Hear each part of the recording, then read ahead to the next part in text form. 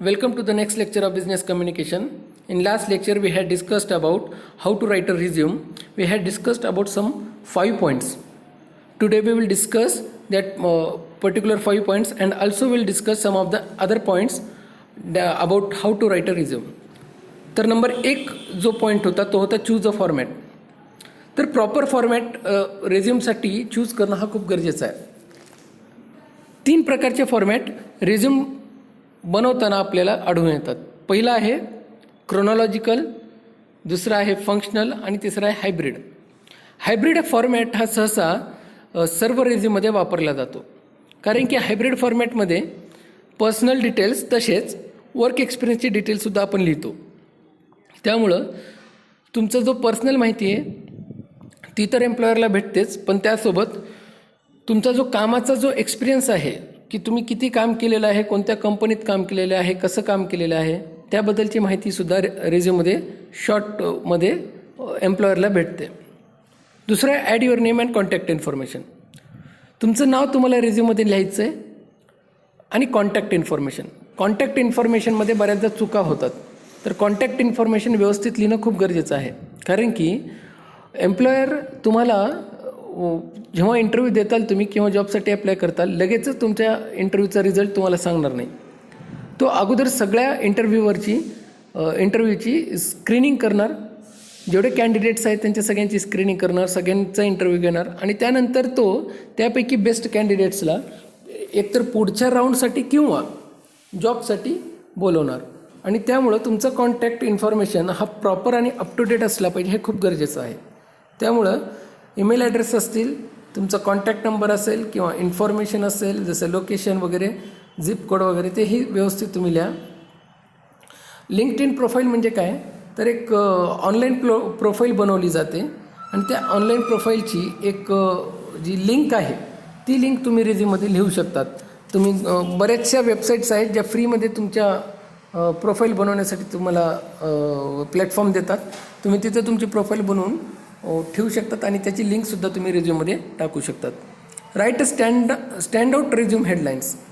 तर resume headlines is a concise 1 line description of who you are as a candidate. A well written headline can grab recruiter attention and encourage them to take a more detail look at your qualification. तर तुमच्या रेझ्यूमला एक proper headline देणं खूप गरजेचं आहे, कारण की एक प्रॉपर हेडलाईन तुमच्या एम्प्लॉयरला तुमचा रेझ्यूम पूर्ण वाचण्यासाठी ॲट्रॅक्ट करते. तर तुमची हेडलाईन्स ही थोडीशी कॅची असली पाहिजे, ती ॲट्रॅक्ट करणारी असली पाहिजे, ज्यामुळे एम्प्लॉयरला तुमचा रेझ्यूम वाचण्यासाठी थोडासा रस निर्माण होईल आणि तो तुमचा रेझ्यूम डिटेलमध्ये वाचेल, ज्यामुळे तुमची पूर्ण इन्फॉर्मेशन एम्प्लॉयरला भेटून जाईल. चौथा जो मुद्दा होता तो होता add your professional resume summary statement. A resume summary statement is a short paragraph or section of a bullet points at the beginning of the resume and highlights your professional skills and experience. Your summary should expound on your headlines and communicate to recruiters and hiring managers why you are good fit for the job. तर professional resume summary लिहिताना तुम्हाला तुमचा work experience असतील की तुमच्यामध्ये काही extra curricular activities असतील, तुमच्यामध्ये काही वेगळ्या स्किल्स असतील, त्या हेडिंग बनवून तुम्ही बुलेट्समध्ये लिहू शकतात. बुलेट्स म्हणजेच नंबरिंगचे जे सिम्बॉल्स असतात त्याला बुलेट्स म्हणतात.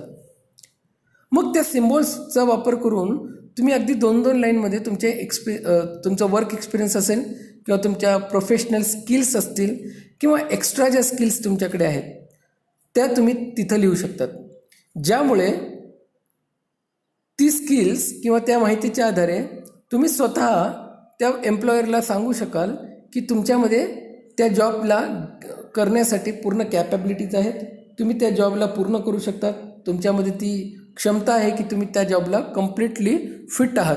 आणि त्यामुळं रिक्रुटरलासुद्धा तुमचा तो रेझ्यूम बघितल्यानंतर तुमच्यातल्या ज्या क्वालिटीज आहेत त्या क्वालिटीज ह्या अगदी छोट्याशा पॅरेग्राफमधून लक्षात येतील. त्यामुळे हा जो पॅरेग्राफ आहे हा खूप महत्त्वाचा आहे आणि तुम्ही ज्या स्किल्स किंवा जे काही तुमचे वर्क एक्सपिरियन्स लिहिणार आहात त्याचा वापर एम्प्लॉयर तुम्हाला हायर करताना नक्कीच करेल. 5वा होता detail your work experience. The work experience section is heart of your resume. Employees look at the section closely to determine whether your job history and prior accomplishment make you promising candidate. तर तुमचा work experience जो आहे, तुम्ही कोणत्या कंपनीमध्ये काम केलं आहे, किती वर्ष काम केलं आहे, कोणत्या पोझिशनवर काम केलं आहे, हे रिक्रुटर बघणार आहे. रिक्रुटर ह्या सेक्शनला खूप लक्ष लावून बघणार आहेत, कारण की हा सेक्शन त्यांना तुमच्याबद्दलची एक विश्वासू माहिती देऊ शकेल की तुम्ही त्या जॉबसाठी किती परफेक्ट कॅन्डिडेट आहात, तुमचा मागचा पास्ट एक्सपिरियन्स कसा आहे, तुम्ही तिथं जॉब करताना तुम्हाला काय अडचणी आल्यात आणि तुम्ही त्याला कसं टॅकल केलेलं आहे. आणि त्यामुळं तुम्ही ज्या जॉबसाठी ॲप्लाय करतात त्या जॉबसाठी किती फिट आहात हे तुम्हाला ह्या सेक्शनवरून लक्षात येईल. The first thing a recruiter looks for you on your resume for the job titles you have held and the Calibri of companies you have work with.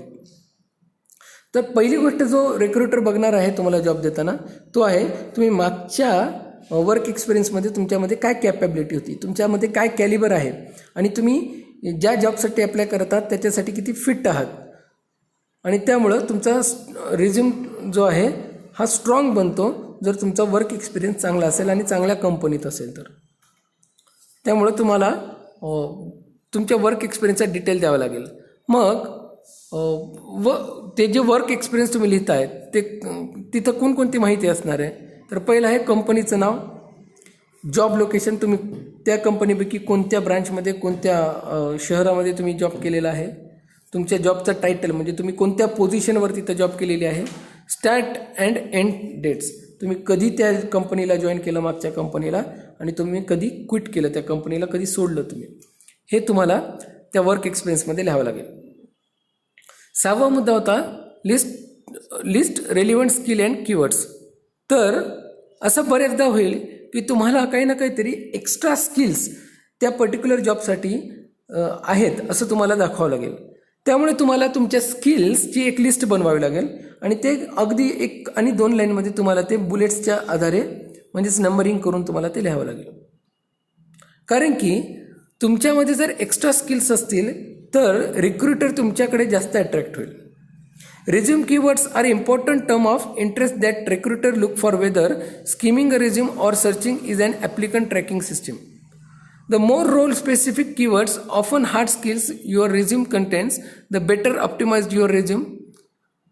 It's important to incorporate important skills throughout your entire resume, beginning with your headlines, which should, when possible, include the most important keywords, job title. You can also list a skill in a dedicated skill section of your resume if using a hybrid format. बघा, स्किल्सचा वापर recruiter तुम्हाला जॉबमध्ये जो extra potential आहे तो शोधण्यासाठी करेल. मग जर तुम्ही हायब्रिड फॉर्मॅट वापरत असाल तर तुम्ही तुमच्या स्किल्सची एक हेडलाईन बनवू शकतात, जसं एक्स्ट्रा करिक्युलर ॲक्टिव्हिटीज असतील किंवा एक्स्ट्रा स्किल्स असतील, अशी एखादी छोटी हेडलाईन बनवू शकता तुमच्या रिझ्यूममध्ये आणि तिथं तुम्ही तुमच्या लिस्ट बनवून तुमच्या स्किल्सच्या लिस्ट बनवून तुम्ही मेन्शन करू शकतात.